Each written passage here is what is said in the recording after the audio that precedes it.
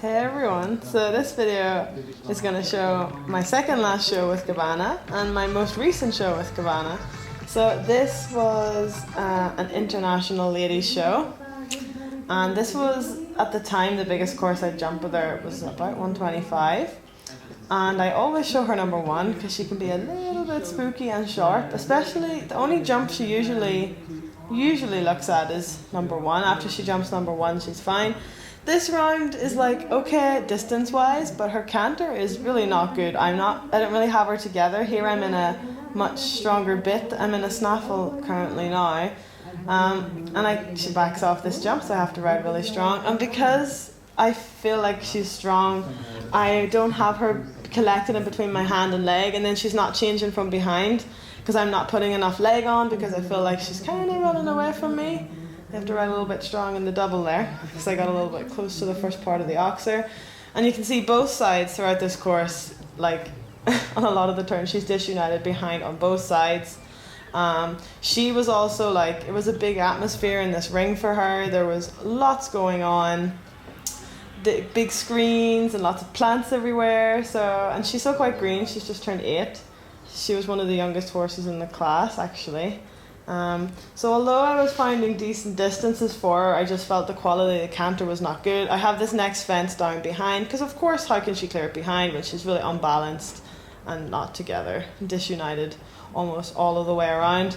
But my trainer was like, you just gotta keep going. If you don't get the change, you gotta keep going. She jumped that really nice considering how unbalanced her canter actually is. So I thought I would include this as a method to compare to my most recent show.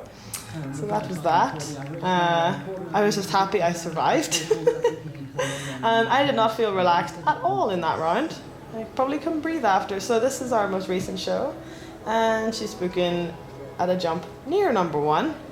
Still managed to pull off a nice enough distance to number one. So this was the Longines final for our national shows. The first day was 120. This round was actually okay. I have one down. There's a white and gold oxer you can just see behind me that it's quite spooky, and the poles are it's very similar color to the sand, so she kind of went, whoa, what is that? And I was a bit slow putting my leg on, so you'll see it's after this jump. She just touches the back bar of the oxer with her hind legs. So it was just me being a little bit slow to react. But if you can see in this course, here comes the oxer. Whoops. And I actually add a stride in this line. My trainer told me I could do one stride less or one stride more. I went for one stride less because I hadn't met the oxer nicely. I'm actually in a snaffle, and as you can see, like 90% of the time, she's actually not disunited behind. She's a bit more together. Change is still a bit late behind there. It's been a bit of a learning curve for both of us. I'm a little bit deep here. She's very careful. She tries really hard because her last owner was like a 6'2" man. He rode an APEMAN, and then she's come to like a lady rider, and he was like a lot more experienced than I am. And this is only my second season jumping any courses above like a meter. So with Urano I did like 2 seasons 120, and then with GABBANA now I've just started 120 with her. This is the second day, 125. This round was pretty okay. I make the same mistake at the yellow oxer near the end in this round and in the jump off.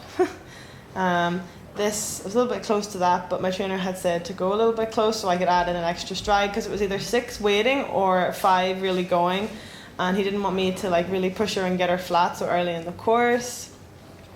Continuing round to the next double. You can see she's really like sharp, like she's always like paying attention. She felt a lot more relaxed than she did in the last show, and I definitely felt like I had more time.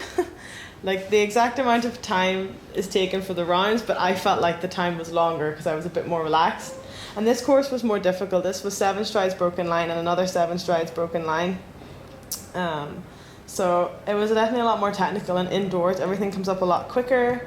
She's quite nice through the treble combination. I drift slightly right if I have to be super critical.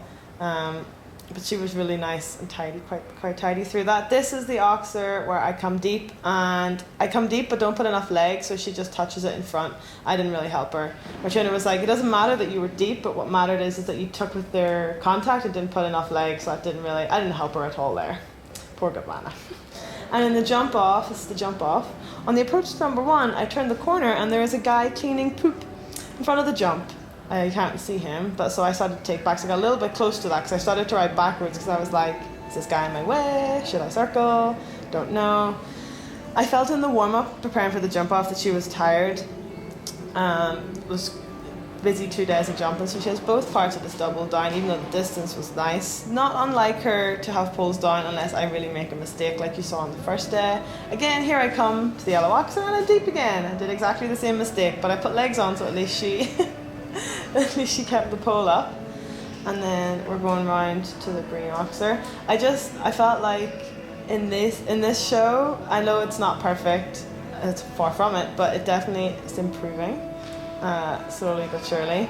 A lot of that just came from my flat work, and I had a lot of help with my flat work from a lady called Sheikha Latifa who rides at high level, so that really helped me. It just really made a big difference for me to be able to ride her in the canter. We did a lot of shortening and lengthening, a lot of lateral work and shoulder in, simple changes, flying changes. And then even though I hadn't done a show between those 2 shows and I'd only jumped maybe once or twice, I think twice, just by improving the flat work, the jumping improved as well, which I was very happy about. So I hope you enjoyed this video and stay tuned for more.